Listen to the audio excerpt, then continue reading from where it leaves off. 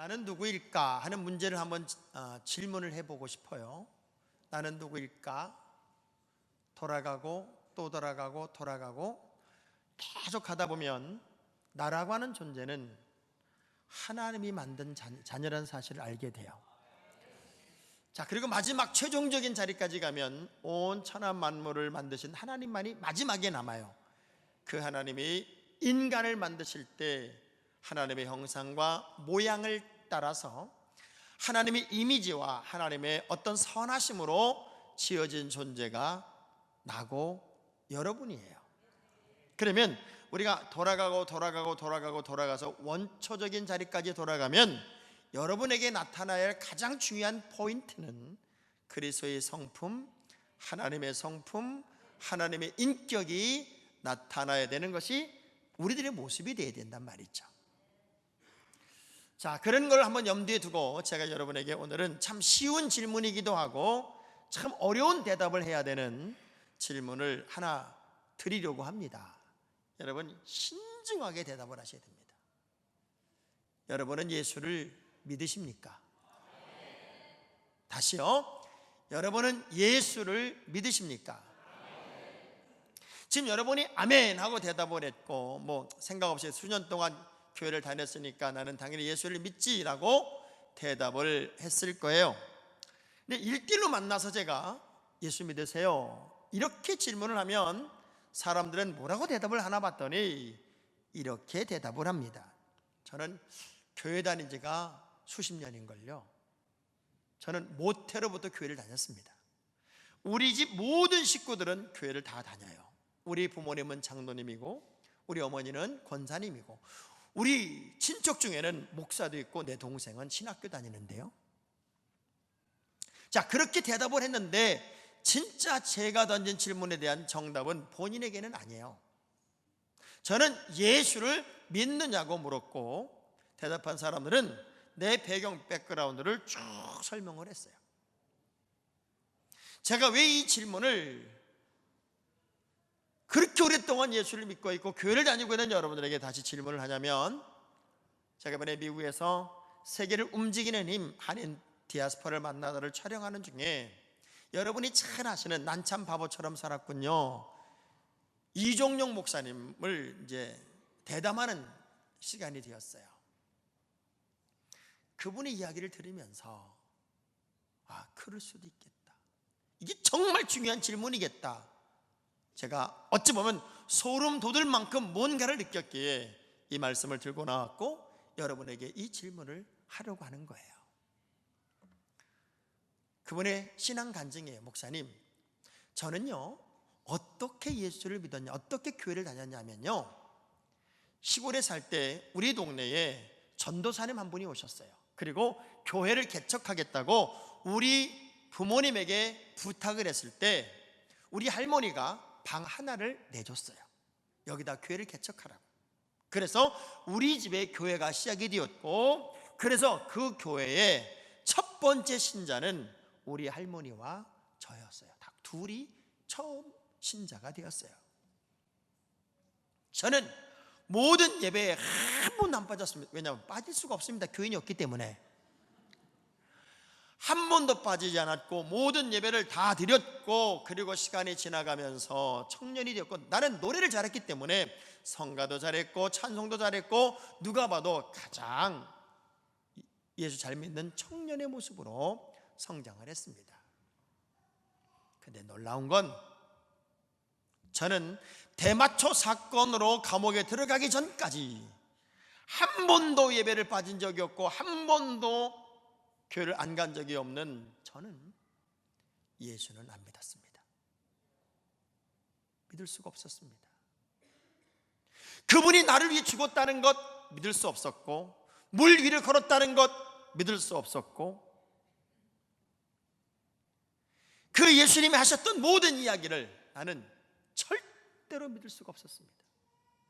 그런데 여전히 교회는 다녔습니다. 내일이면 최고의 가수로서 상을 받는 날, 대마초 사건에 연루가 되어서 구치소에 잡혀갔고 그도 믿음 좋은 청년, 성가대 지휘까지 했던 청년으로 자기를 인정했던 담임 목사님은 비록 힘들고 어려운 시간이지만 구초에 들어가서 성경 읽으라고 최기석 감독님이, 목사님이 성경책을 손에 쥐어줬습니다. 내가 성경책을 들고 구초에 들어가는데 27살짜리 전과 살인 3범 3명의 사람을 죽인 이 전과범이 저를 보고 이렇게 질문을 해요. 예수 믿으세요? 그 소리를 듣는데 그렇게 화가 나더래요. 야, 내가 예수 믿으니까 성경책 들고 왔지, 살인범 주제에 예수 믿는다고 나한테 묻냐? 그런 마음이 막 일어나더라는 거예요. 알고 보니 그 사람은 감옥에 들어와서 진짜 예수를 만난 사람이었어요. 철저하게 회개하고 예수를 믿어보려고 하는데 성경을 너무 몰라. 그래서 성경을 들고 들어오는 이종용 목사님을 향해서, 그때는 가수죠, 나 성경 좀 가르쳐 주세요 그러더래요. 그래서 성경책을 펴놓고 그 사람을 하나하나 가르치다가 매일같이 자기가 깨지는 거예요. 그렇게 믿을 수 없었던 예수가 믿어지고, 그렇게 이해가 안 됐던 말씀이 이해가 되고, 그 사람을 가르치다가 자기는 예수를 만나게 되었고, 4개월 만에 출소해서 4년의 자격정지 시간, 어느 곳에도 설 수 없었던, 교회에서 찬송도 못 부르게 됐던 그 4년의 기간은 광야 시간 같은 시간이었고, 그때는 정말 믿음으로밖에 살 수 없는 기간이었대요. 그 시간 자기는 진짜 예수를 만났고, 진짜 예수를 만나는데 그렇게 행복하고, 그렇게 기쁘고, 그렇게 감사하고, 그렇게 신바람이 나더래요. 그러면서 여전히 이 질문을 자기는 하고 싶어해요. 수십 년 교회 다녔어도 예수 믿습니까? 예수를 믿으면 질투하면 안 되는데, 예수를 믿으면 미워하면 안 되는데, 예수를 믿으면 저렇게 독하게 살면 안 되는데, 예수를 믿으면 저렇게 악랄하면 안 되는데 왜 예수를 믿는 사람들이 저럴까? 그 질문이 지금도 계속 될 수밖에 없더라는 거예요. 자, 오늘 본문의 이야기예요. 제가 그 목사님의 이야기를 들으면 어저께 방송이 돼서 C채널에서 첫 번째 방송, 본문의 말씀을 묵상을 했어요. 예수님과 제자들이 3년 동안 거의 공생했던 예수님과 동행을 했어요. 그리고 때로는 주님의 십자가의 죽으심과 부활의 이야기를 비유를 통해서 이렇게 말씀하시고 저렇게 말씀하세요. 그런데 제자들의 관심은 예수님이 나를 위해 죽으시고 예수님 때문에 내가 구원받고 관심 없어요. 슈퍼스타 예수가 필요한 거예요. 우리 로마에서부터 해방시켜주는 그 예수가 필요했던 거예요. 그래서 별로 관심이 없어요. 그러다 어느 날 어떤 비유를 통해 나는 죽고 그리고 부활할 거고 너희들은 구원의 백성이 될 거야 라는 이야기를 풀었을 때 고개를 깨우뚱깨우뚱 거리던 이 친구들이 진짜 예수님의 그 의미를 설명했을 때 이렇게 말합니다. 아, 그런 뜻이었네요. 그런 뜻이었으면 진짜 그렇게 좀 쉽게 얘기해 주시지 왜 이렇게 어렵게 얘기하셨어요? 아, 그러고 보니까 하나님의 아들이시네요. 하나님께로부터 오신 분 맞네요 라고 이야기할 때 예수님이 그들에게 이렇게 질문해요. 그래서 이제는 너희가 나를 믿느냐? 그렇게 오랫동안 같이 있었어요. 그것도 예수님과. 그분의 사역도 보았고 표적도 보았고 능력도 경험했고 수많은 환경들에 같이 동고동락했어요. 그런데 안 믿었어요. 믿는 척하고 있었어요. 예수를 믿으면 그런 게 아닌데 예수를 믿는 척하고 있었기 때문에 여전히 세상 속에 세속화된 사람으로 나는 있는 거였더라고요. 저는 이 질문이 가슴이 꽉 막히는 질문 같았어요. 예수님이 그렇게 같이 했던 그 제자들을 향해서 그래서 이제는 믿는다고? 이제는 믿을 수 있다고? 이제는 믿겠다고? 이렇게 질문하면서 얼마나 마음이 아렸을까. 도마의 질문하고도 똑같아요. 부활하신 주님을 다 봤다고 그러는데 내가 내 눈으로 목격하겠나 못 믿어. 똑같은 거예요. 아는데 믿지는 못하겠다는 거예요. 소속되어 있는데 예수가 누군지는 믿을 수가 없다는 거예요. 자, 이 문제를 우리가 풀지 않는 한 여러분에게는 기쁨이 없어요. 여러분에게는 감격이 없어요. 여러분에게는 삶의 변화도 없어요. 교회 오면 교인, 교회 밖을 나가면 그냥 세상 사람이에요. 그런데 정말 내가 예수를 믿는다면 어떤 변화가 있을까요? 예수를 믿는 사람의 특성은 구원의 감격을 가지고 산다는 거예요. 여러분, 행복하게 살려면 두 가지를 꼭 기억해야 된대요. 옆 사람에게 물어보세요. 행복하게 살고 싶어요? 물어봐봐요. 하루하루를 살면서 힘들어, 지겨워 이렇게 사는 사람 말고 정말 행복하게 살기를 원한다면 두 가지를 꼭 해보자는 거예요. 첫째, 어쩔 수 없는 과거를 붙들고 거기에 집착하지 말라는 거예요. 이미 지나간 과거를 붙들고 끌어안고 그것 때문에 괴로워하고 힘들어하고 억울해하고 속상해하고, 그래서 무슨 행복이 오겠냐는 거예요. 또 하나, 다가오지 않은 미래를 생각하면서 걱정하고 두려워하고 염려하고 그러지 말자는 거예요. 구원의 감격이라는 게 뭐냐면, 나는 예수 그리스도로 말미암아 죄인인 내가 의인 되었다는 사실을 인식하는 거예요. 믿는 거예요. 근데 이게 안 믿어져. 왜? 나는 여전히 죄를 짓고 있거든. 그런데 보세요, 수가서 우물가의 여인은 늘 부끄러움에 사로잡혔던 사람이었고, 이것도 해보고 저것도 해보고 이거 이렇게 저렇게 해보면서 인생의 만족을 찾아 마치 사냥꾼처럼 살았어요. 그런데 인생의 만족이 없는 거예요. 예수를 딱 만나고 났더니 무슨 대화, 무슨 이야기가 주고받아졌는지 이 여자가 갑자기 물동이를 버려두고 자기를 향하여 손가락질하고 비난하고 인간 이하로 취급했던 그 사람들을 향하여 팍 기뻐뛰며 예수를 자랑하고 증거하는 인생으로 바뀌어버렸어요. 삭개오라는 사람은 사람들이 이 사람만 쳐다보면 침을 뱉고 인간 이하로 취급했으며 인생의 만족이라는 것은 많은 재물과도 관계없다는 사실을 알고 살았던 사람이었어요. 그런 그가 예수를 만남과 동시에 가치관을 바뀌어버려요. 내 소유의 절반을 팔아서 가난한 자들에게 주겠으며 토색한 것이 있으면 4배로 갚을 겁니다. 뭔가 신바람이 나 있어요. 여러분이 예수 그리스도 안으로 들어왔다는 얘기는 소속을 옮겼다는 거예요. 그러면 군대 가면 군인이고 학교 가면 학생이 되는 것처럼 여러분이 예수 그리스도 안으로 들어오면 나는 그리스도의 사람이에요. 예수의 사람이에요. 근데 이렇게 차별이 없어요. 누구라도 예수 안에 들어오면, 예수 안에 들어온 사람은 다 새로운 사람이에요. 고린도서 5장 17절의 말씀을 읽어볼게요. 시작. 그런즉 누구든지 그리스도 안에 있으면 새로운 피조물이라. 이전 것은 지나갔으니 보라 새 것이 되었도다. 여기서 주목해야 될 말씀이 바로 누구든지. 너는 되고 너는 안 되고가 아니라 누구라도 그리스도 예수 안으로 들어오면 새로운 피조물이, 여러분 새로워져야 된다는 거예요. 과거와 이전과 지금이 달라져야 된다는 거예요. 근데 안 달라져요. 여러분이 잘 아는 록펠러라고 하는 사람이 43살에 미국 최고의 갑부가 됩니다. 그리고 53세에 세계 최대 갑부가 됩니다. 자, 미국 최고 갑부가 세계 최고 갑부가 되었고, 애석하게도 55세에 1년밖에 못 산다는 불치병으로 이제 사형 선고를 받습니다. 55살에 사형 선고를 받고 나니 무슨 행복이 있겠어요? 많은 재물로도 의미가 없잖아요. 그래서 그때부터 이 사람이, 그렇다면 1년 동안 나 진짜 다 내려놓자,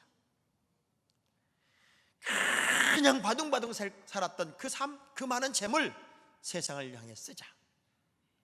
그러면서 고아원을 짓고 학교를 세우고 도서관을 짓고 연약한 사람들을 도우며 그 일을 신바람나게 감당을 합니다. 근데 신기하죠? 1년밖에 못 산다는 사람이 안 죽어요. 누군가를 위해 헌신하고 누군가를 위해 봉사하고 막 베푸는 삶을 사는데 그 감격이 이루 말할 수 없이 즐거운 거예요. 내려놓고 인생의 방향을 딱 잡고 났는데, 여러분 놀랄 준비해봐요. 록펠러는 98세에 죽었어요. 98세. 병원은 아픈 사람만 가는 게 아니에요. 이걸 누군가가 개발한 거예요. 당연히 병원은 아픈 사람만 가는 것이라고 생각을 했는데, 왜 병원은 아픈 사람만 가야 되지? 이걸 발상을 하다가 개발한 게 뭐냐면 건강검진이야. 안 아픈 사람도 가는 곳이 병원이다. 우리 생각을 조금만 바꾸면 여러분의 인생관, 여러분의 방향, 여러분의 삶의 스토리가 달라져요. 잃어버린 기쁨, 잃어버린 감격, 나는 안 될 거야, 나는 어려워, 나는 틀렸어, 나는 이미 끝장난 인생이 아니요. 누구든지 어떤 인생이라도 예수 안에 들어오면 새로워져요. 그리고 로마서 3장 24절의 말씀을 보면, 시작. 그리스도 예수 안에 있는 속량으로 말미암아 하나님의 은혜로 값없이 의롭다 하심을 얻은 자 되었느니라. 나는 예수 안에 들어와서 값없이, 나는 값을 안 치렀어요. 단지 믿은 것뿐이에요. 그런데 하나님의 아들 예수 그리스도는 나를 구원하기 위해 자신의 목숨을 버렸어요. 그 예수를 내가 믿어 지금 구원의 감격을 맛봤고, 죽어 마땅한 내가 살았음을 감격하고 노래하고 신바람 나고, 그래서 어느 누구도 느낄 수 없는, 세상에 줄 수 없는 기쁨, 감격, 감동, 행복을 맛보는 게 구원의 감격을 가진 자예요. 그러면 여러분이 예수를 믿는다면 기뻐해야 돼요. 항상 기쁘고 항상 감사하고. 나라가 정신이 하나도 없어요. 미국에 있다 보니까 저한테 다 그래요. 대한민국 망했어요. 망했어요. 어떤 놈은 나한테 뭐라는 줄 알아요? 대한민국은 꼭 좀비들 같아. 좀비. 그냥 뭐예요? 홀려가지고 막 끌려다니는 좀비 같아. 제가 그 소리 듣는데요, 얼마나 화딱지가 나는지. 당신 몰라서 그래요. 대한민국이 전 세계 제일 잘 살아요. 나는 내가 사는 내 나라를 가보면 진짜 미국 아무리 좋다고 그래도 미국은요, 화장실 물 내려가는 소리가 천둥 소리가 나요. 우랑탕탕 소리가 나고, 아침에 막 차가 오면은 막 빵빵 소리가 나고, 문 열고 있을 수가 없어. 거기다가 비데도 없어. 비데도 없어. 그리고 월급에 세금이 얼마나 많은지, 10,000불의 월급을 타는 사람은 5,000불이 세금이야. 의료 서비스는 얼마나 힘들고 어려운지, 의료비도 얼마나 비싼지. 여러분, 살 수 있는 동네가 아니요. 우리나라처럼 좋은 나라가 어디 있어요? 그렇게 데모를 해도 우리는 꿈쩍 안 하고 사는 나라예요. 아주. 우리는, 제가 글에도 썼지만, 자, 이렇게 가면 타이타니코예요. 타이타니코. 지금 우리는 침몰하는 타이타니코라고요.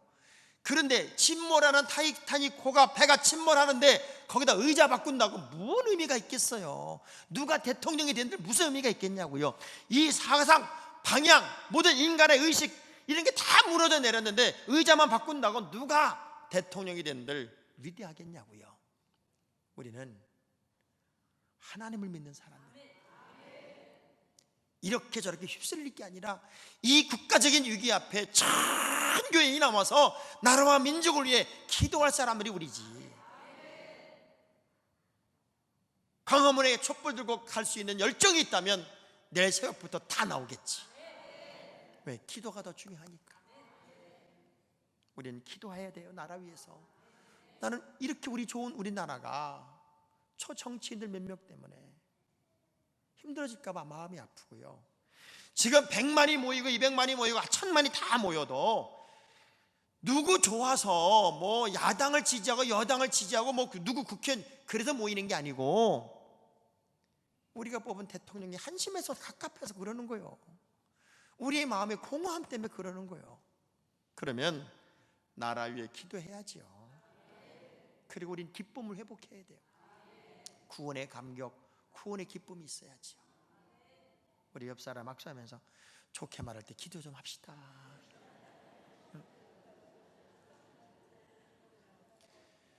진짜 예수를 믿는다면 예수의 사람으로 사는 거예요. 예수의 사람답게 사는 거예요. 저는요, 어디 이렇게 지나가다가, 이제 미국에는 식당이 많잖아요. 이제 늘 새끼를 다 사 먹어야 되니까 거의. 식당을 가면은, 그도 이제 한국 사람들 이렇게 딱 보면 제가 이렇게 물어봤어요. 여기 오래 사는 사람하고 한국에 잠깐 다니러 온 사람하고 구분이 됩니까? 물어봤어요. 그랬더니 구분이 된대요. 어떻게 구분이 되냐 그래서 첫째, 옷 입은 것 때문에 구분이 된대. 잠깐 댕길러 온 사람들은 옷을 엄청 잘 입었대. 근데 늘 거기 사는 사람들은 대충 입고 산다는 거예요.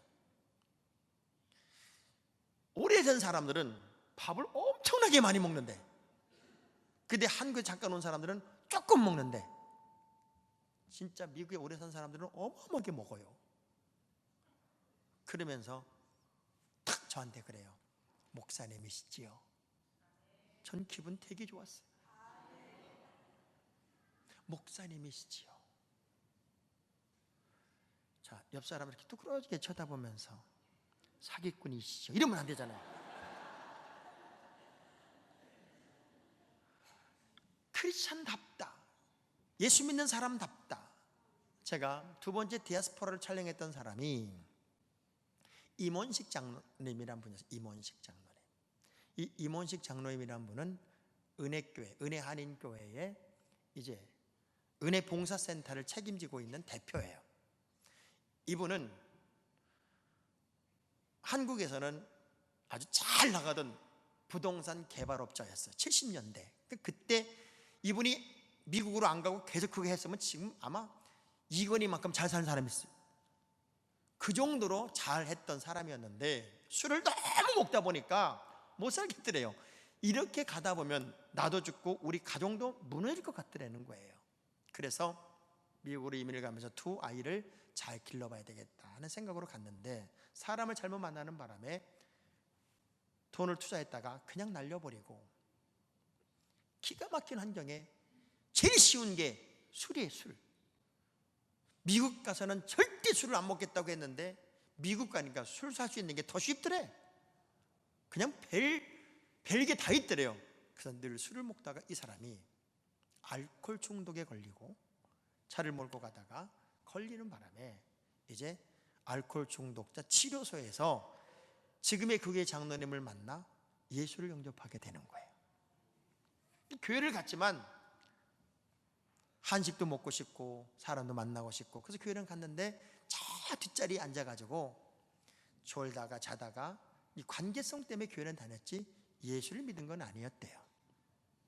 그러다가 사업을 시작한 게 오디오 사업을 시작했고, 이 오디오 사업이 승승장구하고 잘 되는데 LA 폭동 때 다 털리고 집이 불이 나는 바람에 잠자고 눈 떠보니까 자기가 거지가 돼 있더래요. 그래서 하루아침에 거지가 된다는 의미를 자기는 깨달았고 너무 절망이 되는데, 교회에서, 그 은혜교회가 한 5,000명 모이는 교회예요, LA에서. 그 교회에서 이번에 LA 폭동 때 어려움을 겪은 사람들에게는 사업 자금을 지원해 주겠다, 그런 공고가 났는데 세상에 맨날 뒷자리에 앉던 자기가 맨 앞자리에 앉아있더래요. 왜냐하면 나눠주다가 돈 떨어질까 봐. 그래가지고 맨 앞자리에 앉아가지고 두툼한 지원을 받은 다음에 그때부터는 미안해서 앞자리에 앉아 예배를 드렸대요. 돈 받았는데 뒷자리에 갈 수가 없더래요. 그러던 어느 날 우리 한기영 목사님이 이런 질문을 하더래요. 여러분은 예수를 영접하셨습니까? 진짜 예수를 영접하기를 원하시는 분 일어나 보세요. 교회를 5년 이상 다녔는데 자기도 모르게 일어나고 있더래요. 나 진짜 예수 영접하고 싶다. 그리고 기도를 받는데 너는 나를 누구라고 하느냐, 그 음성이 너무 강하게 들려서 내가 과연 예수님을 누구라고 부르고 있을까? 그 순간 가슴 뜨겁게 주님이 나에게 다가오는데 펑펑 울고 예배를 마치고 나오는데, 세상에 그렇게 나무 색깔이 아름다울 수가 없고, 그렇게 하늘이 아름다울 수가 없고, 그렇게 사람들의 얼굴이 예쁠 수가 없고, 그렇게 모든 것들이 다 아름답더래요. 어떻게 살아야지? 그때부터 노숙자들을 위해서 음식을 만들어주고, 가난한 자들을 돕고, 병든 자들에게 병원을 가게 하고, 그 일을 감당하다가 그 오렌지 카운티 플루턴 지역에 교회에서 하던 작은 봉사단체가, 시의 단체가 귀속이 되어서 그 지역을 섬기는 대표가 된 분이 그 임원식 장로님이시더란 말이에요. 여러분이 예수를 믿는다는 건 어떤 의미일까? 에베소 4장 12절의 말씀을 보면, 시작. 이는 성도를 온전하게 하며 봉사의 일을 하게 하며 그리스도의 몸을 세우려 하심이라. 아멘. 우리는 온전해지는 성도, 또 봉사의 일을 하고 그리스도의 몸을 세우도록 부름받은 존재들, 그게 예수의 사람으로 사는 거예요. 여러분, 빌 게이츠의 지금 현재 재산이 105조랍니다. 105조. 자, 그러면 빌 게이츠가 재산이, 개인 재산이 105조니까 이 일을 할까요? 안 할까요? 여러분이 재산이 105조쯤 있다면 일할까요? 안 할까요? 그래서 하나님이 여러분에게 105조를 안 주는 거예요. 이 빌 게이츠는 지금도 일을 해요. 스티븐 스필버그라는 감독도 어마어마한 재산가요. 근데 그분도 지금 일을 해요. 벼락부자가 되는 사람의 공통점 뭔 줄 알아요? 일 안 해요. 졸부들은 일 안 합니다. 왜 그럴까요? 자기 관리예요. 흐트러지지 않는 거예요. 예수의 사람으로 산다는 것은 아무리 좋은 환경이든 아무리 어려운 환경이든지 간에 자기 관리가 된 사람이에요. 절대로 흐트러지지 않는 거예요. 의사들이 하는 얘기예요. 말기암 환자들이 가지는 공통점은 뭐냐면 3년 전쯤에 심각한 마음의 충격을 받은 사람들이래요. 암을 가지고 살아도, 우리 그런 얘기, 암을 잘 달래고 갈 수도 있다 그런 얘기도 하는데, 말기암으로 확 가는 이유는 심한 마음의 충격을 받고 그 충격을 견디지 못하거나 그것을 계속 되뇌이면서 산 사람은 말기암 환자로 가더라는 거예요. 그러니까 여러분, 아무리 힘들고 어려워도 충격받지 마요. 자, 연습합시다. 그러려니 하자. 그럴 수도 있지 하자. 충격을 안 받아야 돼. 그냥 충격을 받으려면 요거는 박모세 목사한테 가세요. 그리고 충격을 글로 주세요.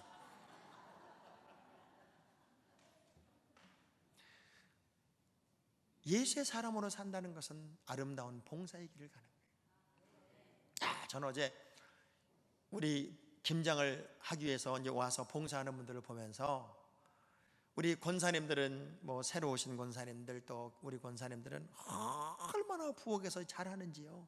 그냥 쓰는 게 보통 전문가가 아니야. 연세 드신 분들은 착착착착착착 말도 없어. 뭐가 물어봐도 그러고 막 쓰어요. 젊은 애기 엄마들은 막 신바람이 났어요. 깔깔거리고 하하거리고 그러면서 막 김장을 해요. 지금 그 모습을 보면서, 야, 이렇게 신바람 나게 주일 하는 걸 보니까 내년도에는 5,000포기 해야 되겠다. 더 많이 해야 되겠다. 이렇게 즐거워하는데, 이렇게 감격스러워하는데, 주를 위해 봉사하며 이렇게 신바람 나는데 1,300포기 하는데 이렇게 즐거운데 5,000포기 하면 얼마나 좋을까. 정말 예수의 사람으로 산다는 건 기쁨이 있는 거예요. 진짜 여러분, 예수를 믿는다면 달라야 돼요. 세상 사람과는 근본이 달라야 돼요. 그리고 머릿속에 꽉 채워야 할 마지막, 나는 예수의 사람입니다, 나는 예수를 믿습니다라고 말한다면 여러분은 복음에 대한 관심이 있어야 돼요. 한나라의 명장 한씨는 배수의 진을 치고 조나라를 침공합니다. 이제는 돌아갈 배가 없어요. 끝이에요. 여기가 마지막 자리예요. 뒤로 가면 우리가 스스로 죽는 거예요. 그래서 저 나라를 이겨야만 우리는 살아갈 수 있어요. 그게 배수의 진이에요. 갈 길이 없고 내가 막다른 골목에 섰다라고 생각하면 사람들은 10배, 20배, 30배의 능력을 발휘한대요. 놀라운 건 그 작은 군대를 가지고 20만의 조나라 군대를 물리쳐요. 인생의 한가운데서 만나는 벼랑은 그래서 독이 아니라 기회일 수 있어요. 그래서 우리는 그것에 몰입을 하게 되고 몰입한 믿음으로 역사를 만들고 기적을 만들 수 있단 말이죠. 주님의 명령이 있었어요. 이건 해도 되고 안 해도 되는 게 아니라 마지막 유언 같은 말씀이었어요. 그래서 이건 반드시 배수의 진을 치고 우리가 감당해야 할 사명이 바로 이거였어요. 사도행전 1장 8절 시작. 오직 성령이 너희에게 임하시면 너희가 권능을 받고 예루살렘과 온 유대와 사마리아와 땅 끝까지 이르러 내 증인이 되리라 하시니라. 마태복음 28장 19절 20절 시작. 이러므로 너희는 가서 모든 민족을 제자로 삼아 아버지와 아들과 성령의 이름으로 세례를 베풀고 내가 너에게 분부한 모든 것을 가르쳐 지키게 하라. 볼지어다 내가 세상 끝날까지 너희와 항상 함께 있으리라 하시니라. 할렐루야. 복음의 빚진 자로, 복음의 증인으로 살아야 돼. 이건 해도 되고 안 해도 되는 게 아니라 여러분에겐 거룩한 부담으로 마치 배수의 진을 치는 것이 바로 복음 전하는 사명을 감당하는 거예요. 제가 미국의 LA 가면은 가장 많은 사랑을 주는 장로님이 한 분 계세요. 김순학 장로님이란 분이에요. 이분은 초등학교를 억지로 나왔고 머슴으로 살다가 서울로 무작정 상경해서 자동차 정비를 배우고 미국으로 훌쩍 떠나서 호열단신 결혼한 후에 혼자 미국으로 가서 자동차 경비 공장에 들어갔고 영어 한마디 못했지만 자동차 고치는 기술이 좋아서 인정을 받다가 이제 5년의 긴 시간을 거쳐 가족들을 떼어놓고 그 아이들이 아버지를 5년 만에 본 거예요. 미국으로 전 가족이 이민을 가게 된 특별한 케이스예요. 말 한마디 못해요. 무식해요. 배움이 없어요. 그런데 하나는 있었어요. 예수만 자랑하고 살자. 그래서 이분은 부부가 함께 1년에 120명 전도도 하고,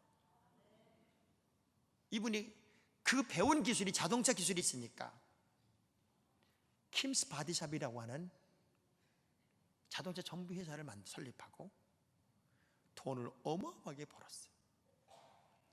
이렇게 얘기를 해요. 목사님, 저는요 하나님 우리에게 10을 주셨잖아요. 그래서 10분의 1을 하나님께 드리라고 그랬잖아요. 저는 그렇게 안 삽니다.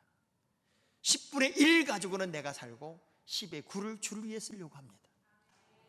제가 집을 샀어도 몇 채를 샀고 빌딩을 사서 몇 개를 샀지만 하나님의 일이, 하나님의 교회 일이 우선이어서 저는 그렇게 살았습니다. 그리고 이제서야 집을 하나 샀더라고요. 이제서 이번에 가보니까 집을 하나 샀는데 그것도 큰 집이 아니에요. 그런데 그 집은 24시간 열려 있어요. 주변에 모든 사람들이 다 와서 밥을 먹고, 미국에 오는 사람이 그 집에 잠을, 제 아내도요 나랑 안 자고 거기서 4일을 자고 왔어요. 왜? 너무 잘해주니까 그 집 가서 있어요. 계속 먹을 거 해주지, 선물 주지, 그냥 홀려가지고 우리에게 건축헌분도 보내주셨어요. 가장 존경받는 위치에서 주를 위해 그렇게 복음에 빚진 자로 신바람 나게 사는 그 장로님. 아들이 하나 있어요. 정기라고. 35살이에요. 어마어마한 기업에 이사예요. 이사. 연봉이 3억이에요. 기본급이 3억이에요. 나는 여러분이 안 놀라서 내가 놀랐어요. 그 회장이 이 친구를 얼마나 좋아하는지 1년에 우리나라만 왔다 갔다 한 게 15번이에요. 그런데 모든 비행기는 퍼스트 클래스를 태워요. 얼마나 바른 믿음으로 자랐는지. 딸은 사모님이 됐는데 그 신랑이 한국 사람으로 미국인을 담당해요. 미국 목회를 감당하는데 얼마나 큰 교회를 담당하는지.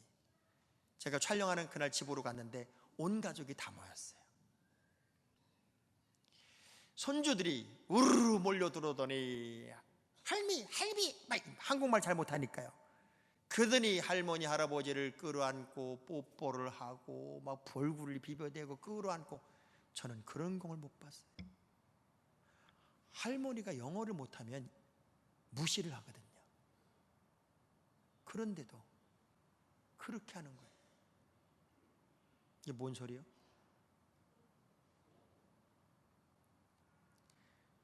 추워요?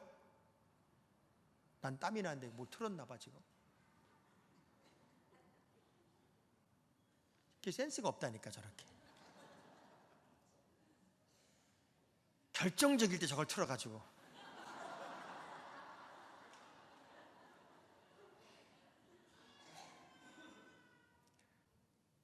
그렇게 섬기길 좋아하고, 그 우리 부인 권사님은 영어를 딱 3마디만 해. 어이, 헤이, 헬로. 먹어. 와. 오케이? 예스? 그래도 동네 사람은 다 친구야. 옆 사람이 뭐 멕시코 사람, 미국 사람. 오직 복음을 위해서 사는 가정이에요. 하나님의 자녀들도, 그 가정도, 사업장도 그렇게 복을 주세요. 네가 내일 감당하면 내가 내 인생 책임지시는 하나님의 사랑, 하나님의 섭리, 하나님의 기적, 하나님의 능력이 임하더란 말이에요. 그것이 하나님의 역사였어요. 정말 멋지게 산다고 하는 건 어떤 모습일까? 복음의 빚진 자로 사는 거예요. 여러분, 이제 돌아오는 한 주간은 우리가 정말 나라를 위해 기도하는 한 주간, 온 가족이, 그리고 추수감사주일은 영혼의 추수를 주님께 한번 드려보는 거예요. 내 주변에 저 사람 지옥 가면 안 돼, 저 사람들은 예수 믿고 구원받아야 돼 할 사람들을 다 영혼의 추수로 하나님께 드려서 정말 예수 믿는 사람 다움이 여러분에게 나타났으면 좋겠어요. 예수 믿읍시다. 지각 없이 결석 없이 교회만 왔다 갔다 하지 말고 진짜 예수 믿자고요. 예수 믿는 사람으로의 삶을 우리 모두가 살 수 있기를 주의 이름으로 축원합니다. 찬양하겠습니다.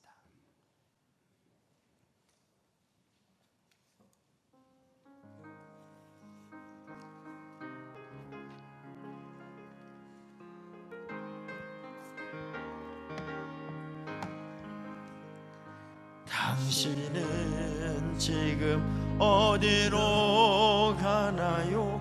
발걸음 무겁게 이 세상 어디 쉴 곳 있나요? 머물 곳 있나요?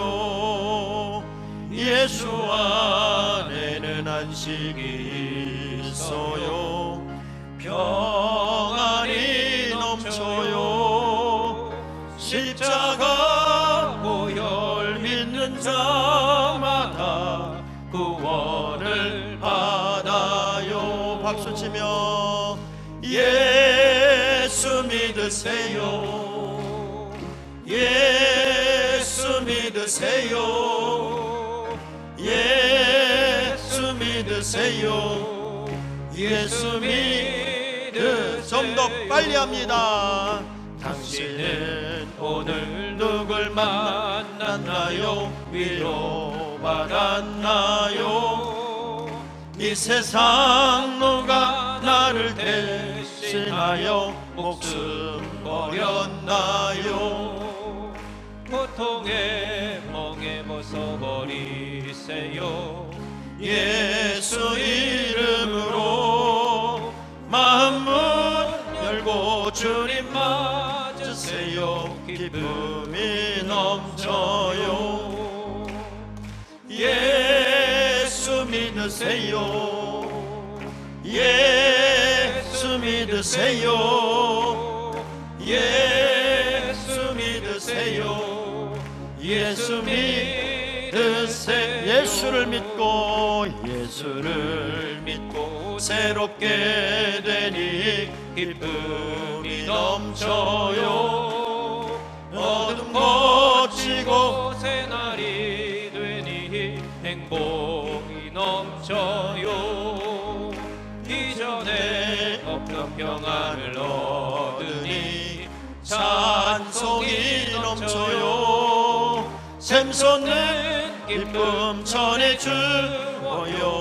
예수 이름으로 예수 믿어요. 예수 믿으세요. 예수 믿으세요. 예수 믿으세요. 예수 믿으세요.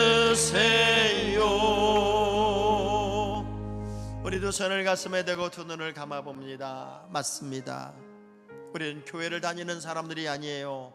예수를 믿어야 하는 사람들이에요. 예수를 믿으면 달라져요. 예수 믿으면 새로워져요. 예수 믿으면 이렇게 된다고요. 주님, 진정한 예수의 사람으로 살고 싶습니다. 구원의 감격과 그 아름다운 섬김과 그 뜨거운 기쁨을 날마다 맛보고 살게 하옵소서. 그 주인공이 내가 되기를 원합니다. 우리 주 한번 부르고 통성으로 기도합니다. 주여.